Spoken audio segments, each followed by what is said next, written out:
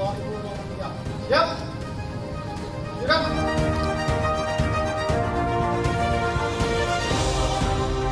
Untuk membacakan laporan singkat pelaksanaan Rakernis Cinta Cibodas Sumsel tahun 2023 tanggal 8 Juni 2023. Kepolisian Negara Republik Indonesia Daerah Sumatera Selatan, Direktorat Tahanan dan Barang Bukti.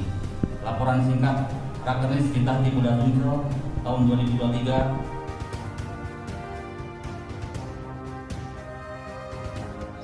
Kepada Bapak Dirpakti yang sudah menginisiasi kegiatan ini, dan saya menunggu direktorat lain untuk melaksanakan Rakernis.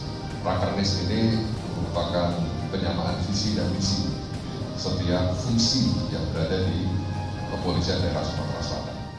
Saya mengucapkan selamat melaksanakan Rakernis jajaran Diktakti Polda Sumatera Selatan tahun 2023. Semoga dengan Rakernis ini jajaran Diktakti mulai dari Polda sampai Polres, juga satker-satker yang diberi tahanan seperti Ditpropam, mungkin Polair, mungkin Satbrimob, itu bisa memahami betul bagaimana kita membina tahanan, bahwa itu adalah manusia yang harus kita perbaiki, apalagi kalau itu anggota Polri.